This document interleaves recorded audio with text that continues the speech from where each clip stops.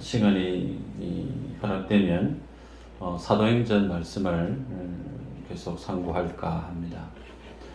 여쭤볼까요? 여러분들이 서너 번 이상 사도행전을 보셨을 텐데, 사도행전 하면은 어떤 게 가장 먼저 머릿속에 기억이 나세요? 아마 성령 충만, 마가다락방에 성령이 임하고 나서 사도들이 성령 충만을 더입어서 베드로 같은 경우는 설교를 했더니 수천 명이 회심을 하고 갑작스럽게 예루살렘에 예수님이 돌아가시고 나서 사도들에 의해서 대형 교회가 예루살렘 교회가 세워지는, 그러면서 사도들이, 그리고 사도 바울이 이 하나님의 사역을 너무나 멋있게, 그리고 능력에 종답게 그렇게 사역하고 쓰임받았던 내용이 아마 머릿속에 먼저 떠오르지 않을까 싶습니다. 그래서 어떤 분들은 사도행전을 보면 나도 성령 충만을 좀 받아서 하나님 앞에 좀 멋있게 쓰임받고, 내가 속해 있는 내 교회도 성령 충만을 덧입어서 세상에 큰 교회로, 멋있는 교회로 그렇게 탈바꿈해 갔으면 좋겠다. 혹은 나도 하나님 앞에 좀 훌륭한 하나님의 일꾼으로 쓰임 받았으면 좋겠다. 막 그런 거룩한 그런 욕심들 일어날 법하죠. 그런데 우리가 늘 성경을 볼 때 잊지 말아야 될 사실 하나는, 성경을 기록하신 하나님께서 성경을 왜 기록했느냐? 성경은 예수 그리스도가 하나님의 아들이심을 믿게 하기 위한 목적으로 친히 성경의 저자 되신 하나님이 기록으로 남긴 책이 성경책이라는 거예요. 그래서 성경책, 특히 오늘 우리가 보는 사도행전을 보면서 사도행전에 있는 성령 충만의 내용, 사도들이 사역했던 삶의 자세, 어떤 안에 있었던 어떤 사건들, 그런 것을 통해서 우리 교회 혹은 내 인생 혹은 내 가정, 그렇게 방법론을 좀 성경에서 뽑아내서 나도 좀 멋있게 훌륭하게 그런 모습을 좀 살았으면 좋겠다, 혹 그런 마음이 든다라고 하면 성경을 기록한 하나님의 포인트와 우리의 생각은 맞지 않다는 거예요. 오히려 우리가 사도행전을 통해 또 그 외에 다른 성경도 마찬가지지만 성경을 통해서 우리가 바라봐야 될 것은 베드로가 어떤 설교를 했고도 물론 중요해요.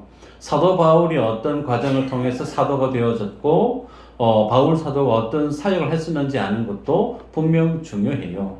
그러나 제일 중요한 것은 베드로도 아니고 바울도 아니에요. 뭐가 제일 중요하냐면 하나님께서 복음서에서 말씀하셨던 그 내용이 사도행전 속에서 어떻게 성취되어지는가가 제일 중요합니다. 다시 말씀합니다. 우리가 성경을 볼 때 무엇을 가장 중점적으로 유심히 보려고 애를 쓰셔야 되느냐면, 하나님은 언약의 하나님이시잖아요. 하나님은 즉흥적으로 뭔가를 하시는 분이 아니십니다.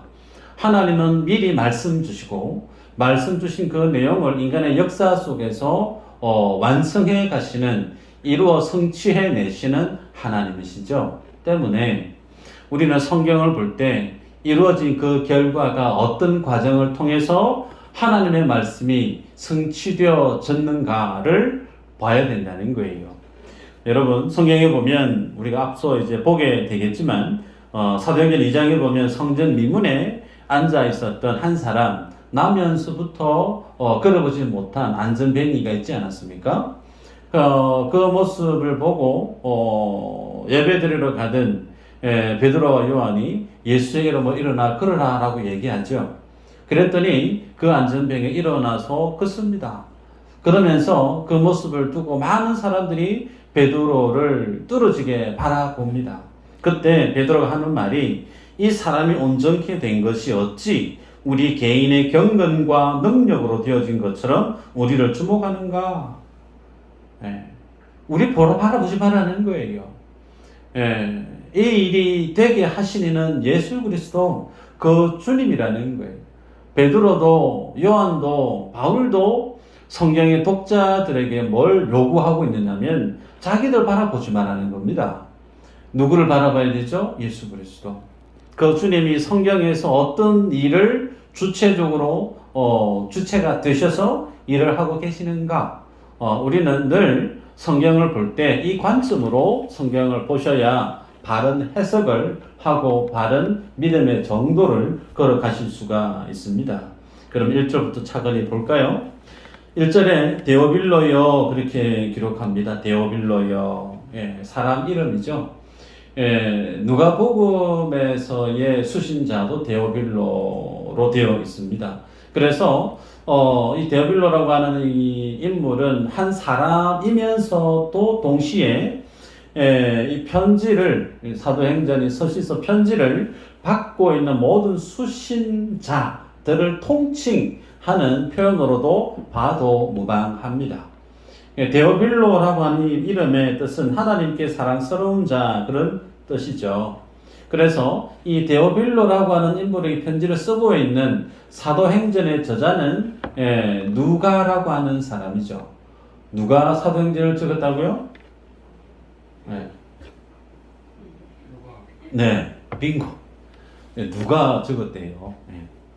누가라는 사람이 적었는데 누가라고 하는 이 사람은 사도 바울과 함께 선교 여행을 열심히 행했던 사람이면서 동시에 그는 의사 출신에 해당되어지는 사람이죠. 그러면서 그는 사도행전을 쓰면서 1절에 보니까 내가 먼저 쓴 글에는 그렇게 기록하죠. 내가 먼저 글을 썼대요. 누가 썼다고요? 누가가 먼저 쓴 글이 있는데 그 쓴 글은 무슨 글일까요?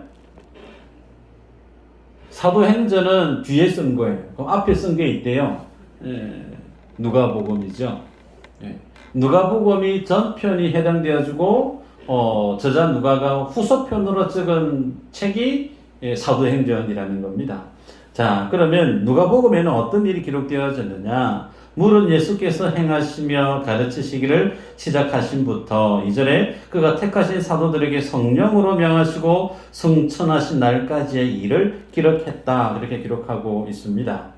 여러분 그러면 여기서 보면 주님이 오셔서 가르치시고 전하시고 그리고 하나님의 천국, 하나님 나라 이 복음을 전가하시면서 십자가에서 죽으셨고 또 부활하셔서 40일 동안 부활하신 몸으로 제자들과 함께 계시면서 하나님 나라의 그 일을 다시금 확정시켜 주시고 나서 하나님의 나라로 승천해서 올라가셨죠.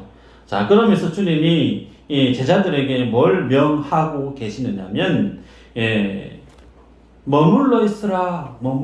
예루살렘에 머물러 있으라. 그러면서 하시는 말씀이 약속하신 것을 받기까지 기다리라. 그렇게 말씀합니다. 그 약속은 하나님께서 약속하셨던 것이고 또 재차 본인 되시는 예수님도 제자들에게 얘기했던 그 약속이라는 거예요. 그래서 오늘 우리들은 사도행전을 보면서 하나님이 약속한 것이 무엇이고 그 약속한 것이 어떻게 성취되어졌고 성취되어진 그 사실이 오늘 나에게 어떤 의미가 되어지는가를 봐야 되죠. 자, 그러면 거두절미하고 예수님이 기다리라. 예루살렘 벗어나지 말고 딱 기다리라. 그렇게 하셨던 기다리라고 하셨던 그 목적이 어디에 있는가? 성령 세례죠. 성령이 임하기까지 너희는 여기 이 성에 유하고 기다리라. 자, 여러분 이제 조금 논란 있는 주제입니다. 성령 세례. 성령 세례는 어떤 것이 성령 세례인가? 우리는 합동 장로 교단에 속한 교회죠. 그래서 우리는 성령 세례는 중생하면 성령 세례 받은 것과 같다로 그렇게 인식을 해요. 중생, 예수님을 믿어서 구원받는 거죠. 예수님을 믿고 그분이 어떤 분인지 알고 그분이 나를 위해 죽으셨고 부활하셨고 그래서 그분이 내 삶의 주인임을 내가 인정하고 믿는 것, 우리는 이것을 구원받다 혹은 중생 그렇게 표현합니다. 그래서 우리들은 이런 믿음의 고백을 할 수 있는 과정을 토탈 성령 세례 받았다 그렇게 표현할 수가 있어요. 그런데 그렇지 않고 그것으로는 부족해. 소위 또 다른 중생 다음에 또 뭐가 있어야 된다는 거예요. 그게 뭐냐면 성령 세례라는 것이 따로 있다. 그게 뭐냐면 방언을 하고 방언을 해서 또 다른 성령의 은사를 놀라운 체험을 해서 그런 어떤 과정이 있어야만이 그 사람이 성령 세례를 받았다라고 주장하는 교단이 있습니다. 오순절 계통의 교단들입니다. 아마 얘기하면 다 아시겠죠? 오순절. 세계에서 가장 큰 교회. 어느 교회요? 순음수 교회 있죠? 그래서 방언이 소위 구원받은 거, 방언이 성령 세례 받은 것의 증거로 인정하는 그런 또 주장하는 부류의 신학적 그런 양상의 갈래가 있습니다. 여러분 어느 것이 맞을까요? 우리는 장로교 교단이기 때문에 저는 그렇게 신앙을 고백합니다. 누구든지 예수 그리스도 성령이 아니고서는 예수를 주라 말할 수 있다 없다? 없대요. 내 얘기가 아니고 성경의 말씀이죠. 예수님 우리 안에 오셔야만이 성령이 우리에게 임재하셔야만이 우리가 예수 그리스도가 주라고 고백할 수 있다는 거예요. 그래서 우리가 성령 세례는 예수님을 하나님 아버지 구세주 이런 고백을 할 수 있게 되어지면 성령 세례를 받은 것으로 우리는 믿습니다. 그런데 왜 많은 사람들이 예수 믿는 거 말고 성령 세례 따로 받아야 된다. 그래서 산이란 산은 다 기웃거리는 분들이 있어요.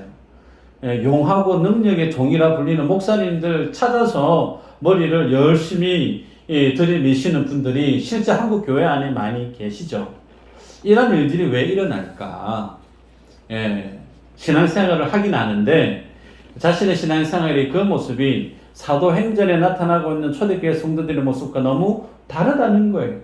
뭔가 예수를 믿으면 가슴이 찌릿찌릿하고 뭔가 신비한 체험도 있고 영적인 어떤 놀라운 간증거리도 있고 스펙타클해야 될 것 같은데 너무 내가 예수님을 믿기는 믿는 것 같은데 너무 밋밋하고 뭔가 신비한 체험도 없고 그래서 뭔가를 좀 더 체험하고 싶어하는 그런 어떤 신앙적 동기 때문에 많은 사람들이 이 교회, 저 교회, 이 기도원, 저 기도원 그렇게 인위적으로 성령 세례를 받으려고 애를 쓰시는 분들이 있죠.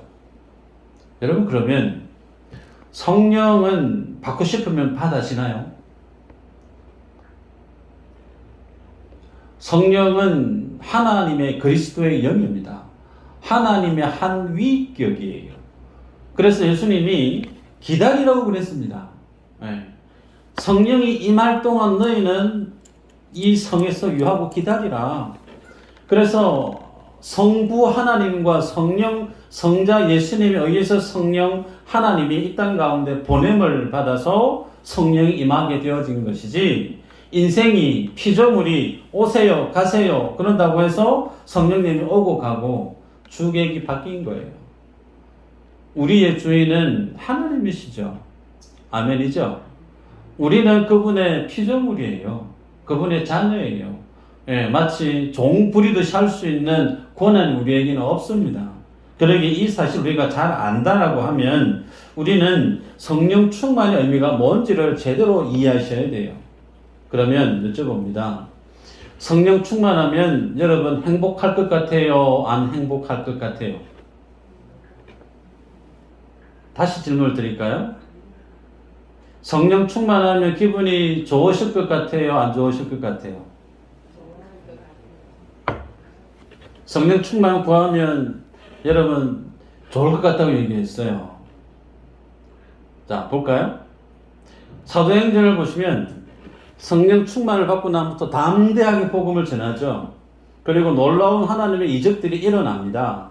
죽은 사람 살아나기도 하고요. 막 그 감옥에 갇혀 있었는데도 감옥이 퍽퍽 열려지고요. 놀라운 일이 일어납니다.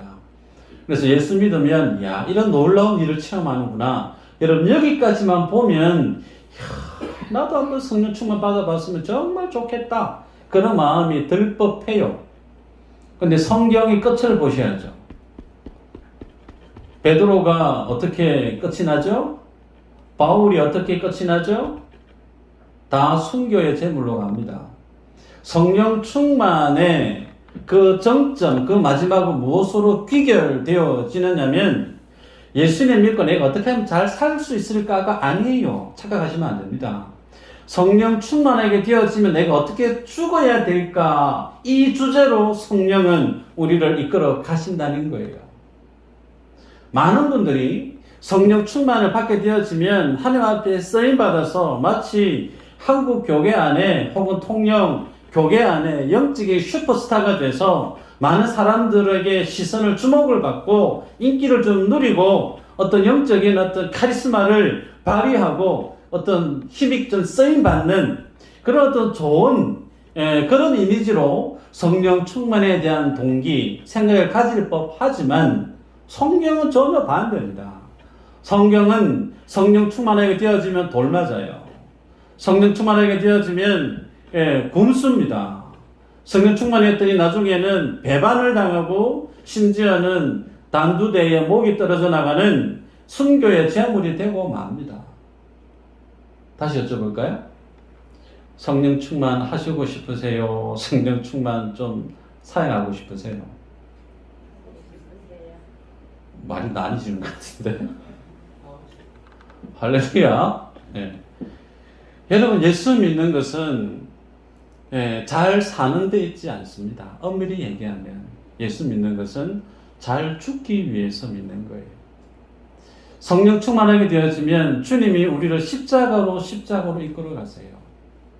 그래서 그 십자가 앞에서 나를 철저하게 지워버립니다. 내 안에 욕심, 내 안에 자존심, 내 안에 높아지고자 했던 그 모든 욕망들을 하나님의 영원한 가치 앞에서 그걸 모두 투영하게 우리를 비춰버리면 이 땅에 불타 사라질 것들에 대한 욕심이 하나도 생기지 않게 만들고 나를 비워버리게 되는 거예요. 나를 놓아버리게 되는 거예요. 예수님이 오늘 오전에 말씀처럼 겟세마네 기도에서 자신을 하나님의 뜻에 온전히 굴복하는 기도를 하셨던 것처럼 성령은 그렇게 우리를 하나님의 사람으로 만들어 가십니다. 그래서 내 안에 뭐만 또렷이 보이게 하느냐? 예수 그리스도만 드러나게 만드세요. 이것이 성령 충만이 우리에게 원하고 있고 우리를 이끌어가고 있는 우리의 삶의 로드맵입니다. 그럼에도 여러분이 성령 충만에 대한 사모함이 있기를 주의 이름으로 축복합니다. 자, 그러면 주님이 약속하셨던 그 약속이 어떻게 성취되어지는가 볼까요? 누가복음 24장 44절 이후로 이렇게 기록합니다. 또 이러시되 내가 너희와 함께 있을 때에 너희에게 말한 바 곧 모세의 율법과 선지자의 글과 시편의 나를 가리켜 기록된 모든 것이 이루어져야 하리라 한 말이 이것이라 하시고 이에 저희 마음을 열어 성경을 깨닫게 하시고 또 이러시되 이같이 그리스도가 고난을 받고 제3일에 죽은 자 가운데서 살아날 것과 또 그의 이름으로 죄사함을 얻게 하는 회개가 예루살렘으로부터 시작하여 모든 족속에게 전파될 것이 기록되었으니 너희는 이 모든 일의 증인이라. 볼지어다 내가 내 아버지의 약속하신 것을 너희에게 보내리니 너희는 위로부터 능력을 입히올 때까지 이 성에 유하라 하시니라. 여기 보면요 44절이죠. 모세의 율법과 선지자의 글과 시편의 나를 가리켜 기록한 모든 것이 이루어져야 하리라. 여러분, 이 모세의 율법, 선지자의 글, 시편 뭐죠? 구약 성경이에요. 구약 성경이 무엇에 대해서 기록하고 있다고요? 예수 그리스도에 대해서 기록하고 있대요. 그래서 예수 그리스도에 대해서 기록한 모든 구약의 성경이 예수님 때에 다 이루어져야 된다. 그러면 여쭙니다. 예수님이 구약의 모세오경과 시편과 선지서에 기록된 그 말씀들을 다 성취했나요? 글쎄요인가요? 한번 따라 하십시다. 다 성취했다. 네. 예수님이 구약에 있는 그 모든 율법의 완성이 마침이 되셨어요. 그러면 예수님이 구약의 말씀 그 모든 것이 성취되어졌으니까 이제 끝났을까요? 아니에요. 이제 시작입니다. 구약의 말씀은 예수님 이 땅에 오셔서 구원의 길을 여실 거라고 하는 메시아의 오심에 대한 순환에 대한 그리고 부활에 대한 내용을 구약에서 예언을 하셨더라면 그것이 완성이 다 되어진 것은 모든 것이 끝난 것이 아니고 이제 그 모든 사역을 완성하신 주님이 하나님의 나라의 성천에 올라가셔서 하나님의 보좌 우편에 앉으셔서 친히 주님이 완성하신 구원의 길, 십자가의 길, 이 길을 친히 일구어 가고 있는 거예요. 이제 언제까지요? 주님이 이 땅에 재림하시는 그날까지. 그래서 주님이 하신 그 말씀이 땅끝까지 이르러 내 증인이 되라. 예루살렘과 온 유대와 사마리아 땅끝까지 이르러 땅끝까지 복음이 증거되어지게 해야 된다 라고 했던 그 말씀이 2000년 전에 예수님이 제자들에게 하신 말씀이잖아요. 그 말씀이 지금까지도 현재 진행형이라는 거예요. 그 결과가 뭔가? 태평양을 건너서 갓 20살 넘은 청년들이 통영 땅에 와서 복음을 전했습니다. 선교사들이. 그 결과가 우리들 아니에요. 내가 복음을 알고 이 자리에 앉아서 하나님을 예배하는 하나님의 자녀가 되어 있다라고 하는 이 사실이 뭘 증명하고 있느냐면 예수님이 말씀하고 있는 예루살렘 온 유대 땅끝까지 내 증인이 되라고 했던 그 하나님의 말씀이 지금도 계속해서 현재 진행형으로 하나님의 보좌 우편에 계신 예수님이 그 말씀을 지금 진행시켜가고 있다는 증거예요. 그래서 사도행전은 끝나는 책이 아닙니다. 주님 오시는 그날까지 계속 신사도행전이 계속해서 쓰여지고 있는 현재형에 해당되어지는 책이 사도행전이죠. 여러분 그러면 주님이 오시게 되어지는 이 재림 때 모든 민족에게 복음이 전거되어질 때 비로소 하나님의 약속이 그 말씀은 끝이 납니다. 구약에서의 예언의 말씀은 예수님이 오셔서 끝이 났다면 주님이 하신 그 약속의 말씀이 언제 끝이 나냐면 주님이 땅에 재림하실 때 그 모든 말들이 약속이 성취되어지죠.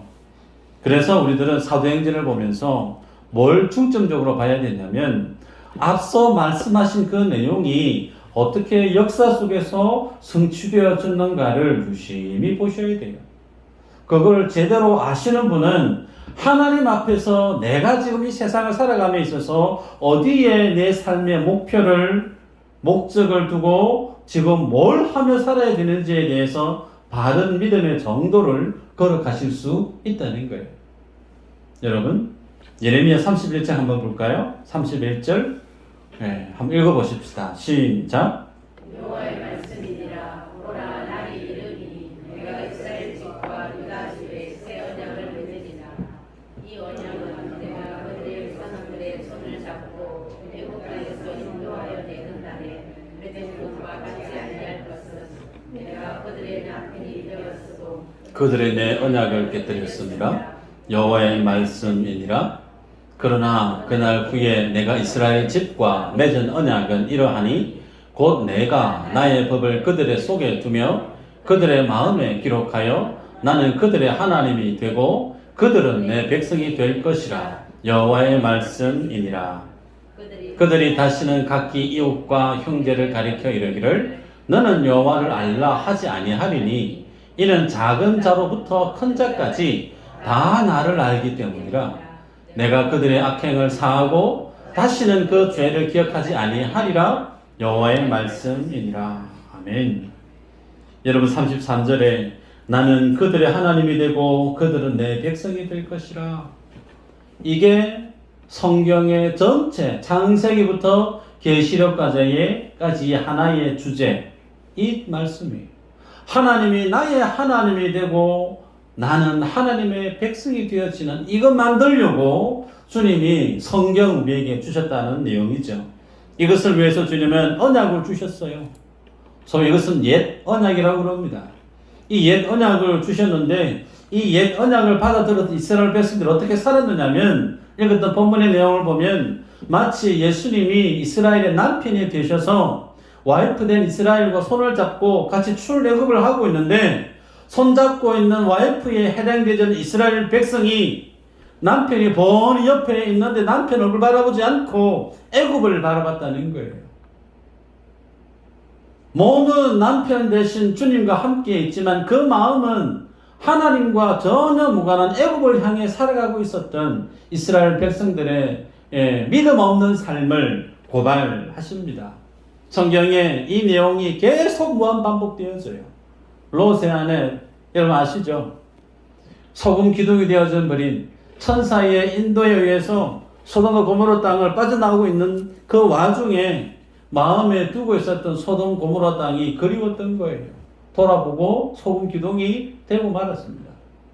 여러분, 이 과거에 있었던 유대인들, 믿음 없는 그들의 모습이 그들만의 모습인가? 아니에요. 누구의 모습이죠? 따라하십시다. 내 모습하고 같다. 나 아닌데 그런 분 계신가요?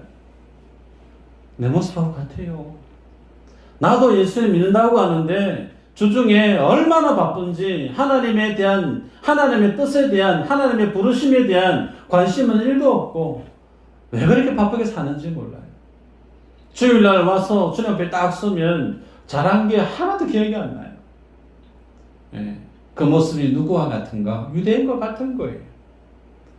그런데 주님이 어떻게 얘기하죠? 그 옛 언약을 주님이 파괴해버립니다. 파괴해버리고 주님이 새 언약을 맺으신대요. 그 새 언약은 그 마음속에 주님이 말씀을 새긴대요. 그래서 그 말씀이 이제 떠나지 않게 만든다 말씀합니다. 그게 뭘 뜻하는가? 성령이 우리 안에 들어와 버린다는 거예요. 그래서 다시는 여호와를 알아야 된다라고 하는 그 말조차 할 필요가 없게 되어진대요. 왜요? 모든 이들이 내 안에 성령이 들어와서 하나님의 진리의 말씀이 뭘 뜻하는지 이해하게 되어지니까 굳이 예수님을, 하나님을 설명할 필요가 없다는 거예요. 여러분들은 안 그렇지만 세상 밖에 있는 사람들 예수님에 대해서 설명하려고 하면 얼마나 복잡한지 몰라요. 들어도 뭔 말인지 몰라요. 심지어 우리 교회에서 제가 설교를 어렵게 해서 들어도 뭔 말인지 모르겠는데 하는 분이 저희 집에도 있습니다. 죄송한데 중요한 건 성령이 우리 안에 임하시면 이제는 잘 몰라요. 봐도 모르겠고 들어도 모르겠는데 이제 성령이 내 안에 들어오셔서 주인이 되어주시면 하나님의 진리가 어떻게 해요? 보게 되어지면 이해가 되는 거예요. 들으면 깨닫게 되어지는 거예요. 그래서 어느 누구든 예수 그리스도를 굳이 입 아프게 설명하지 아니해도 주님이 어떤 분인지 다 알게 되어지는 세상, 성령이 우리에게 임하게 되어지면 그런 세상이 임하게 되어진다라는 거죠. 그 말씀이 성취되어졌습니다. 마가다락방에 성령이 오시고 난 이후에 여러분, 그러면서 성령이 우리가 하시는 일이 있죠. 죄에 대해서, 의에 대해서, 심판에 대해서 책망한다 그랬습니다. 여러분, 아무에게나 죄가 죄로 인식이 될까? 아닙니다. 우리의 마음 안에는 양심이라는 것이 있지만 그 양심도 천차만별이에요. 작은 것을 훔쳐도 전혀 죄의식을 느끼지 못하지만 큰 것을 훔치는 것은 나중에 좀 잘못했구나. 그런데 어떤 사람은 그 작은 것에도 죄의식을 느껴서 도둑질하는 것을 하지 않는 사람이 있습니다. 사람마다 다 달라요. 그런데 성령이 임하게 되면 뭘 알게 되어지느냐면 내가 주님 앞에 얼마만큼 죄인인가를 알게 되어집니다. 그 죄가 얼마나 큰 죄고 그 죄가 빚고 나오게 되어지는 그 결과가 뭔지를 보면서 소설치게 놀라게 되어지는데 심지어는 그 죄를 벗어날 수 있는 능력도 우리에게는 없다는 거예요. 오늘 죄 짓고 회개 기도를 하고 난 다음에 교회 문을 열고 나가서 일주일 동안 내가 죄 한 번도 안 지을 수 있을까? 불가능합니다. 또 다른 모습의 또 다른 양상의 죄는 늘 우리 앞에 널브러집니다. 그게 우리의 한계예요. 우리의 연약함이에요. 그런데 성령께서 그것이 죄가 죄인지를 몰랐는데 죄를 깨닫게 하시고 그 죄를 뛰어넘어서 그 죄를 어떻게 해요? 용서하시는 그 주님의 은혜를 알게 해주셨다는 거예요. 죄 용서의 기쁨을 지니고 살아가는 그 원동력이 성령께서 우리 안에 들어오셔서 역사하심으로, 야, 내가 이 죄를 지었는데 그 죄에 대해서 아파하고 괴로워하는 수를 뛰어넘어서 주님이 이 죄까지 주님 용서해 주셨구나. 내가 다시는 죄에 머물지 않을 수 있는 능력이 그리스도께 있음을 깨닫게 되어지는 자유함의 기쁨이 성령 안에 있는 사람에게는 경험되어진다는 거예요.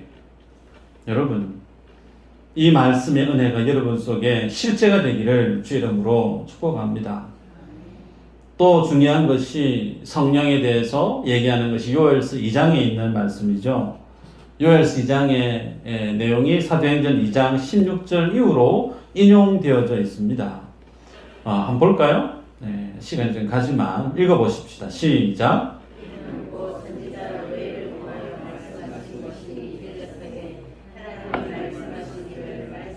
내가 내 영을 모든 육체에 부어주리니 너희의 자녀들은 예언할 것이요 너희의 젊은이들은 환상을 보고 너희의 늙은이들은 꿈을 꾸리라. 그때에 내가 내 영을 내 남종과 여종들에게 부어주리니 그들이 예언할 것이요 또 내가 위로 하늘에서는 기사를 아래로 땅에서는 징조를 베풀리니 곧 피와 불과 연기로다. 주의 크고 영화로운 날이 이르기 전에 해가 변하여 어두워지고 달이 변하여 피가 되리라. 누구든지 주의 이름을 부르는 자는 구원을 받으리라 하였느니라. 여러분, 여기에 보면 주의 영을 부어주신대요. 언제요? 말세에. 그러면 주의 성령이 부음받아졌죠. 그죠? 2000년 전에. 그때부터 이 지구의 시간대는 어디에 해당되는 시간이냐면 말세 때에 살아가고 있는 인생입니다. 전에도 그런 말씀을 드렸어요. 우리가 살아가고 있는 이 시대에 일어나고 있는 천재지변이 이전에 2000년 전에 있었던 천재지변의 프로테지보다 월등히 높습니다. 그럼 잘 모르시죠?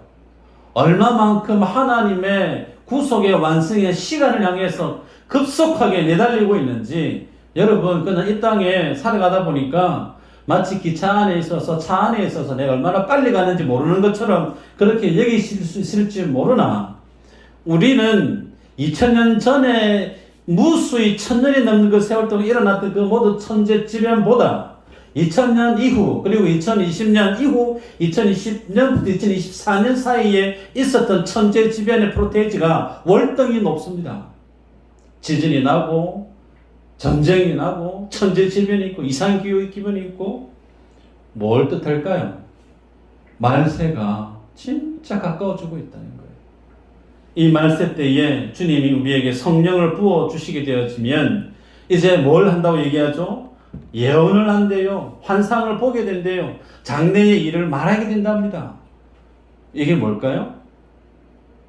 장래의 일을 말하고 환상을 보고 예언을 한다. 이것은 주의 복음이 부어지고 성령이 부어지고 나서 이 세상의 마지막이 어떻게 되어질지를 아는 것을 뜻합니다.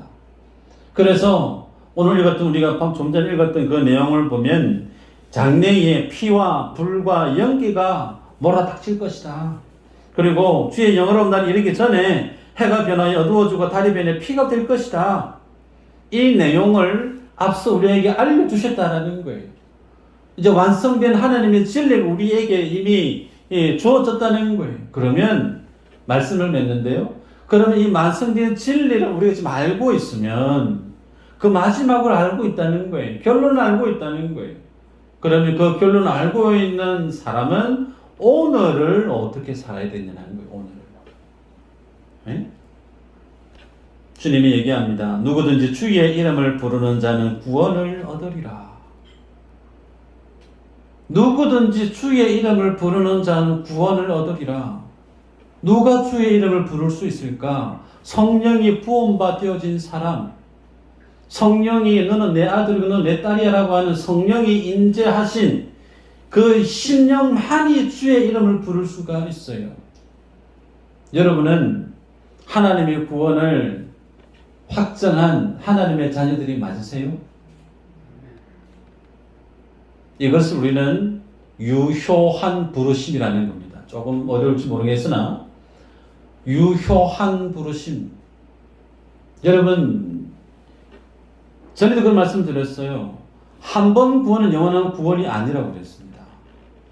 칭이라고 하는 교리를 우리 장로교 교단에서 잘못 가르쳐서 한 번 구원은 영원한 구원이다 라고 얘기하면서 그 삶의 실제 내용은 윤리도덕 폐기론자에 가깝게 전혀 성화적인 삶이 전무한 삶을 그냥 마음대로 살면서도 내가 주님 앞에 구원받았으니까 엉망으로 살아도 나는 구원은 아무 상관이 없어. 여러분 그렇지 않습니다. 그렇지 않아요. 니골라 우리가 앞서 보았죠. 예, 버가모 교회였던가요? 니골라당 이세벨의 교훈을 따랐던 책망을 받지 않습니까? 그 니골라 초대교회 집사였다고 그랬습니다. 바울과 함께 복음을 전했던 드베라고 하는 사람 세상을 떠나버렸어요. 한 번 구원이 영원한 구원인가?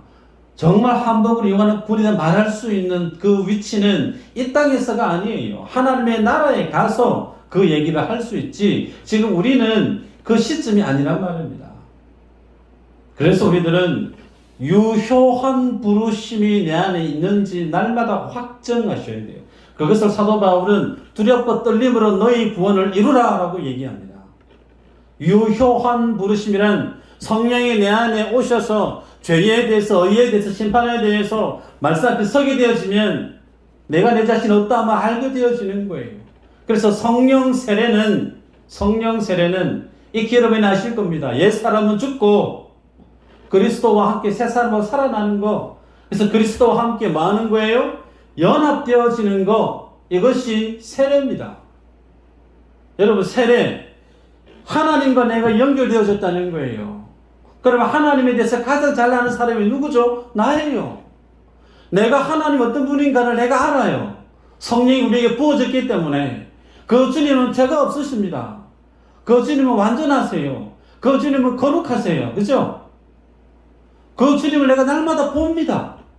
그런데 문제가 뭐냐면 나는 거룩하지가 않아요.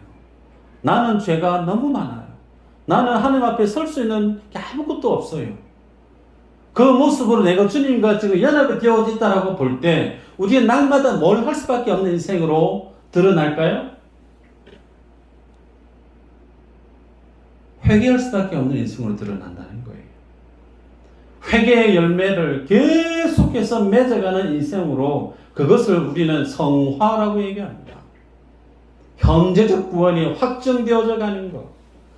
예수 그리스도와 연합되어지면 그 주님의 완전하심 앞에 나의 부족함, 나의 허물이 너무나 적나라하게 드러나서 그 주님 앞에 서면 고개를 숙일 수밖에 없고 내 허물을 고백할 수밖에 없고 십자가의 보혈 앞에 날마다 회개할 수밖에 없는 것들만 내 눈에 드러날 수밖에 없는 거예요. 그래서 날마다 회개의 열매를 주렁주렁 열매 맺어가는 거 성령의 9가지 열매 그것을 뜻하고 있습니다. 말씀을 여러분 기억하시기를 바라는데요. 여러분께서 오늘 본문의 사도들이 예수님의 그 말씀을 기억했습니다. 예루살렘 떠나지 말에 그 예루살렘이 어떤 곳이에요? 예수 믿는 사람 발각되어지면 똑같이 핍박을 당하는 곳이에요. 그래서 모두가 다 예루살렘을 도망가고 싶은 그 장소인데 사도들은 예수님의 말씀을 듣고 그 위험한 그곳을 벗어나지 않았습니다. 왜요? 내 인생 속에 성령이 부음바 되어져서 하나님이 약속했던 그 모든 말씀들이 내 인생 속에서 성취되어져야 됨을 주님이 알려주셨기 때문에 내 인생이 내 혼자 밥 먹고 잘 살고 편하게 사는 그것이 목적이 아니고 내 삶 속에 하나님의 말씀이 성취되어져서 꽃피고 열매 맺는 것을 주님 우리에게 원하고 계시기 때문에 그 하나님의 뜻을 내가 일궈내기 위해서 이 성을 예루살렘 성을 벗어나지 않는 거예요. 말씀 앞에 붙들려 있는 사도들의 그 모습을 보게 됩니다. 마찬가지죠. 여러분들이 예수님을 잘 믿고 살아가신 부분에 있어서 잘 믿는 것은 하나님과 함께 있으셔야 돼요. 그 말씀이 있는 곳에 내 마음이 있으셔야 되고 더 나아가서 내 삶들 속에 여러분이 기대하셔야 됩니다. 하나님이 내 삶 가운데 무엇을 열매 맺게 하시기를 원하실까? 썩 없어지는 거, 열매 맺는 거 아니고 내가 숨쉬고 사는 날 동안 하나님이 내 인생 속에 어떤 말씀을 주셔서 그 말씀이 내 삶 속에 어떻게 열매 맺어가는 것을 주님이 원하실까? 여기에 여러분이 이제 관심을 가지고 기도하시고 집중하셔야 돼요. 그거 했다는 거예요, 사도들은. 우리들도 마찬가지로 그거 해야 된다는 거예요. 근데 그 일에 관건이 성령 세례라는 겁니다. 성령과 정말 충만히 그해서 날마다 그 주님을 대면하듯 보듯 내 안에 있는 모습을 찾아가고 읽어가고 말씀 앞에서 나를 기경해가는 그 삶을 살 때에 우리들은 하나님의 말씀이 내 삶으로 녹아져 성육신적인 삶을 살아가게 되어지죠. 이게 예수님이 우리에게 성령을 부어주신 목적이라는 겁니다. 이 삶을 잘 살아내는 모든 분들 되시기를 주의 이름으로 축복합니다. 기도합니다.